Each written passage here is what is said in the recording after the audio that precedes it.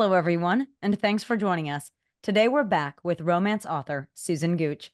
Hey, Susan, welcome back. Thank you for having me. I'm so excited to come back and talk to you. We're so excited to have you back. And today I want to discuss reading for inspiration with you. So, as a lover of romance and history, which authors or books have been the most influential in your writing journey? Oh, All the Light You Cannot See. Um, I devoured that book. It's a great Uh, one. First of all, I am I'm just obsessed with World War II. We just went to Mm, Normandy and I got to see the beach and experience that. And so I think earlier in one of the videos I talked about being bipolar. One of my favorite tropes, I didn't say this earlier, is World War II romance. And mm, I feel like All the Light You Cannot See, if you don't read that book and just weep, I mm. mean, it just feeds your soul. So that would be one that's really affected me. From a romance standpoint, it may sound sort of cliche-ish, but I love Lorraine Heath. I don't know if you're familiar with her. She wrote a book called Sweet Lullaby. And I've heard of it.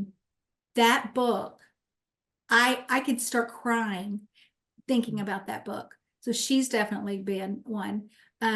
Looking back, even Sandra Brown, I still love reading Sandra Brown. I love Laverell Spencer. I mean, all of the big names that are from the past. I also love Jan Green. One of my favorites is Jemima J.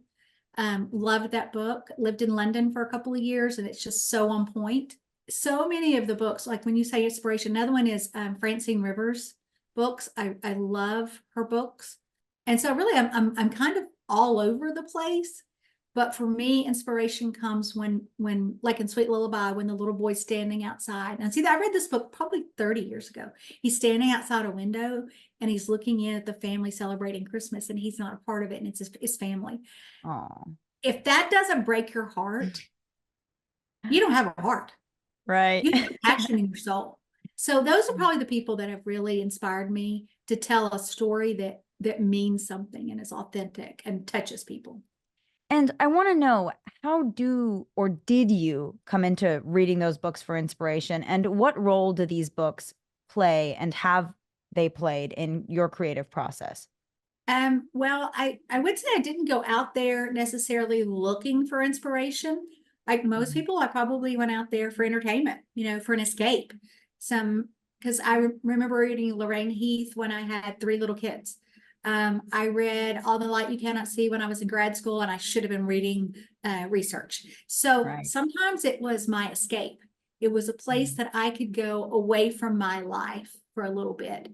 And when that love conquers all, you're so right. I like I'm not a person that believes in black and white. I'm very gray. I think you've got to see both sides of the story. Life is a Mm. 360. It's so easy to take a stance and dig in and not, refuse to see the other side, but then you lose the opportunity to grow as a person. Mm. And so I think for me, some of those books did that. They've made me grow as a person. And that is what reading should do. It takes you on that journey of growth so that you Hmm. become a better person for having read the book. Right. And so that's when I look for books like that. I would say another one that I really loved was called The Good Earth. Have you ever read that? Mm-mm. And she has one pearl, and her husband takes it and gives it to his mistress. Mm. And she's devastated. And at the end, love conquers all.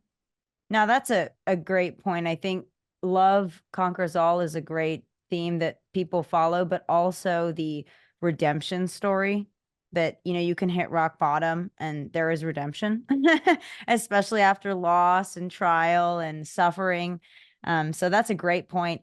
And on the historical aspect of inspiration, are there any particular historical events or periods of time that you find yourself particularly drawn to and seeking inspiration from for your stories? I know you mentioned World War II a little bit, but were there any specific battles or times? Definitely, like I mentioned Normandy and D-Day, but also the Mm, bombing of Dresden. There's a book called 17 Hours, and it's a true story. And it's this little German girl who is in a bathroom when Dresden was bombed at the end of the war.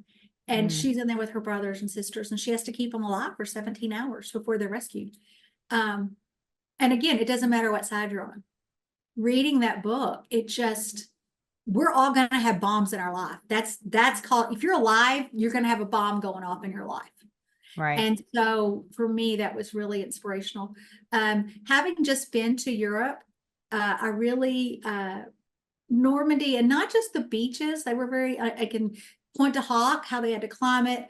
I would love to do a book set in that little village because our guide talked about, like, there's still a few houses, but it was hundreds of houses and they're all gone.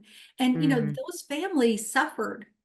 And so it made me see D-Day in a different way. Does that make sense? As in, Yeah.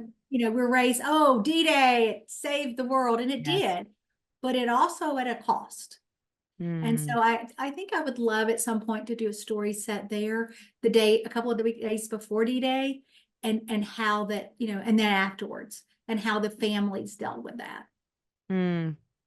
Now, I want to know, Susan, how could an author integrate the inspiration that they gain from reading these different stories for inspiration into writing without compromising their unique voice and style? Wow. You know, I think that is a struggle, Mm. because you have to be authentic to the time period too. And so, you know, when I'm reading a historical novel, the verbiage is different Mm. than if I'm reading a contemporary one. And so I think to be authentic to the time period, you have to know that verbiage and you have to be able to converse in it and let your characters talk authentically for Hmm. the time period. And so I think when you have to walk a balance beam there between your voice as an author and what you want to say, but then being true to what they would say, because they would not say things the way we say it today. And so I think that's a real struggle if you write historical. You really have to research it and you really have to know what the music was, what the movies were. You have to watch that time period and look at how they talk because it is Right. different. Well, Susan, thank you so much. That was wonderful insight on reading for inspiration. Thank you so much for having me. Please, please, please check out my book, The Carrington Affairs. Their characters have a lot of bombs going off in their life, and they do hit rock bottom, and they all come back. So it's on Amazon, and then please check me out on Twitter, and Instagram, and Facebook under Susan Gooch, the author. That's all the time we have for today. Thank you, everyone, for tuning into today's interview with romance author Susan Gooch. Be sure to check Thank out our website for more videos. Wishing you all a fulfilling and successful writing journey.